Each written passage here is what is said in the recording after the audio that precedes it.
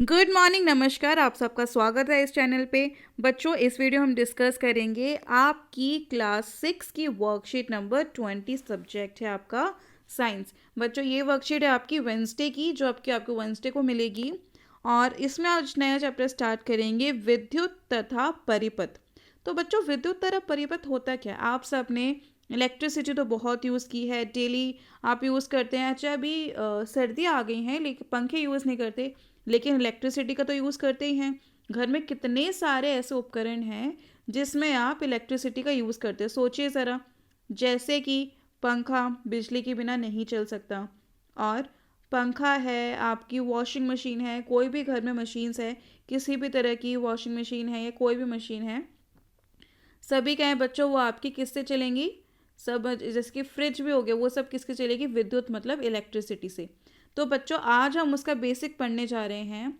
And उससे पहले बच्चों, आप सब ने एक सेल तो देखा ही होगा। आपके घर में टीवी होगा, टीवी को चलाने के लिए आप रिमोट यूज़ करते होगे, और रिमोट को चलाने के लिए क्या यूज़ करते हैं? Cell, battery.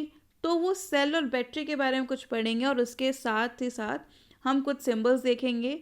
और आज का पढ़ेंगे बच्चों, आज कुछ हम चेतावनियाँ पढ़ेंगे कि हमें कैसे अपने आप को बिजली से सावधान रहना चाहिए। तो चलिए स्टार्ट करते हैं। देखिए कितना बड़ा साइन है, डेंजर, खतरा, दूर रहिए इससे। तो बच्चों, अभी है विद्युत सेल। जो विद्युत सेल है बच्चों, ये क्या है? इसमें धनात्मक सिरा और ऋणात्मक, मतलब एक पॉजिटिव टर्मिनल होता है, एक नेगेटिव। आपने हमेशा देखा होगा, जब आप सेल लगाते हैं तो हमें सेल देख के लगाना पड़ता है। अगर उल्टे हम बोलते हैं ना, उल्टा सेल लगाओ इसलिए नहीं चलता।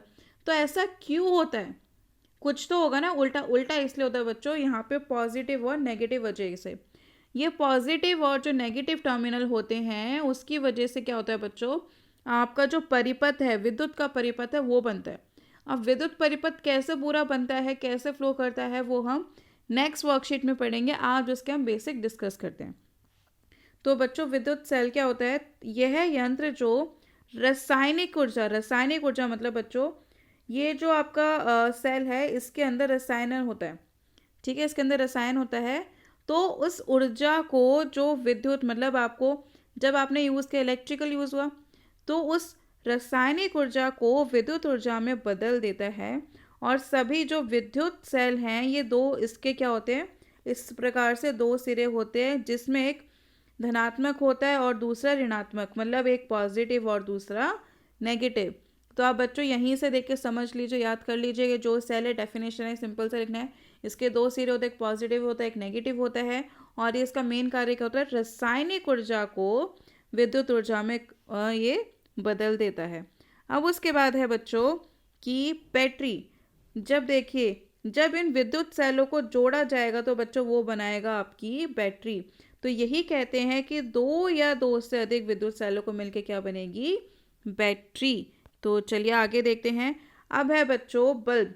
बल्ब आपने देखा होगा, बल्ब इस तरीके से दिखाई देता है। तो बल्ब में जो रोशनी आती है, यहाँ पे देखिए जो रेड कलर का दिखाई दे रहा है, ये क्या है? बल्ब का तंतु। बल्ब क्या होता है? यंत्र जो विद्युत एनर्जी को प्रकाश ऊर्जा कैसे बच्चों? आपने उसके इलेक्ट्रिसिटी दी, स्विच ऑन किया, और उसके रिजल्ट क्या हुआ? आपके घर में लाइट आई, प्रकाश आया।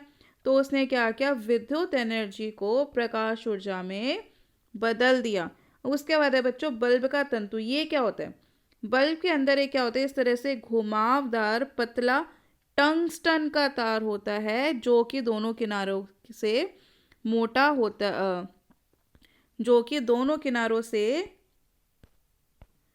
मोटे तारों से जुड़ा होता है। तो बच्चों, ये चीज़ आपको ध्यान रखनी है कि अगर इसके अंदर ये दोनों सिरों से ना जुड़ा हो तो ये बल्ब बिल्कुल नहीं करेगा।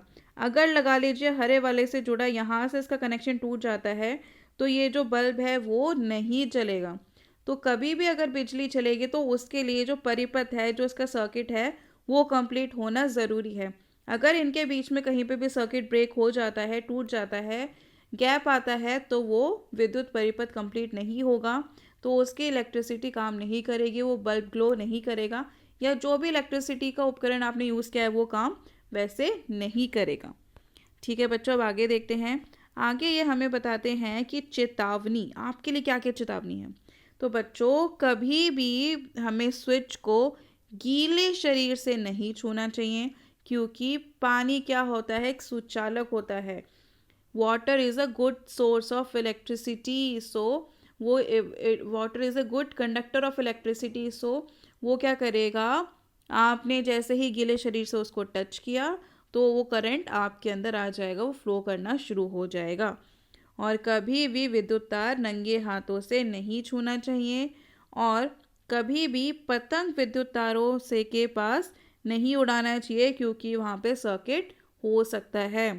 कभी भी विद्युत खंभे या ट्रांसफार्मर को नहीं छूना चाहिए, क्योंकि उसमें बहुत high amount of electricity flow हो रही होती है, उससे आपको हार्म हो सकता है। और बल्ब को तभी बदलिए जब स्विच बंद हो और बल्ब ठंडा हो। बल्ब अगर गर्म होगा, स्विच ऑन होगा, तो उससे भी आपको हानि हो सकती है। तो बच्चों ये चेतावनी आपको डेली लाइफ में बरतनी ज़रूरी है। और अभी तो बेटर रहेगा कि आप जिस एज में हैं अभी, इलेक्ट्रिसिटी के ये सारे काम खुद से ना करें। अगर करें भी तो अपने पेरेंट्स की देख रेख में, अदरवाइज़ ये काम अपने बड़े भाई बहन या पेरेंट्स को ही करने दें। बच्चों जो विद्युत हैं उसके जो चिन्ह हैं वो कैसे हैं, देखिए बच्चों, अगर हम तार को दर्शाना चाहते हैं तो हम क्या करेंगे, सीधी एक डंडी बना देंगे, बन गया तार। अगर हमें दर्शाना है कि कोई भी स्विच ऑन है तो हम क्या करेंगे, एक इस तरह से डंडी बनाई, फिर हमने बिंदु बनाया, फिर हमने क्या किया, फिर एक बिंदु बनाया, फिर एक डंडी बनाई, फिर इन दोनों को देखिए अगर हमने जोड़ दिया तो क्या हो गया, स्विच ऑन। और अगर हमने इस तरह से जैसे कि डंडी बनाई, बिंदु बिंदु फिर डंडी, फिर यहाँ से इस तरह से जोड़ दी, दोनों तार नहीं जुड़े, तो इसका क्या हो गया, स्विच ऑफ। ठीक है। और बच्चों सेल कैसे बनाओगे, सेल के लिए फिर से एक डंडी, एक बड़ी डंडी, एक छोटी डंडी, फिर एक छोटी, खत्म, सेल बन गया। और हमने पढ़ा था बैटरी, बैटरी क्या होती है बच्चों, सेल को जोड़ के बनाई जाती है। ये हो गया सेल, तो बैटरी कैसे बनेगी, इनको जोड़ दो। देखिए हम कैसे जोड़ेंगे इसको, ये डंडी बनाई, एक बड़ी एक छोटी, फिर हमने एक छोटी बनाई, फिर हम क्या करेंगे, फिर से एक बड़ी छोटी, इस तरह से जुड़ता जाएगा, तो आपका बन गया बैटरी। तो बच्चों आज की वर्कशीट यही थी, आप प्रश्न उत्तर डिस्कस करेंगे। पहला है, क्या विद्युत धारा का प्रभाव होगा जब तारों के दोनों किनारों के बीच में दूरी है। तो बच्चों जब तारों के दोनों के बीच में अगर दूरी है तो उसका प्रभाव नहीं होगा, क्योंकि विद्युत धारा का प्रभाव तभी हो सकता है जब क्या हो बच्चों, जब दोनों एक दूसरे से कनेक्टेड हो। अब है, निम्नलिखित किन वस्तुओं में विद्युत ऊर्जा का प्रयोग होता है। तो बताइए बच्चों, बहुत ही आसान है। पंखा में होता है, गैस नहीं, चूल्हे के लिए भी नहीं ज़रूरत, फ़ोन के लिए आपको चार्जिंग के लिए आवश्यकता होती है, तो आप इसको नहीं कर सकते हैं, चार्जिंग के लिए नहीं पूछा है इसमें। वॉशिंग मशीन होता है, टेलीविज़न होता है, किताब नहीं, कंप्यूटर होता है, टॉर्च के लिए भी नहीं, फ्रिज के लिए होता है। अब लास्ट क्वेश्चन है, सेल के दो सिरों के नाम लिखिए। तो दो सिरे कौन से हैं बच्चों, उसके दो सिरे हैं आपके ऋणात्मक और धनात्मक, तो आप इसके ये दो सिरों के नाम लिखेंगे। ठीक है बच्चों, तो इसी के साथ हमारी आज की वर्कशीट ख़त्म होती है। Thank you so much for watching this video. Video अच्छी लगे तो प्लीज़ इसे लाइक कीजिए एंड अपने दोस्तों के साथ शेयर कीजिए। Thank you.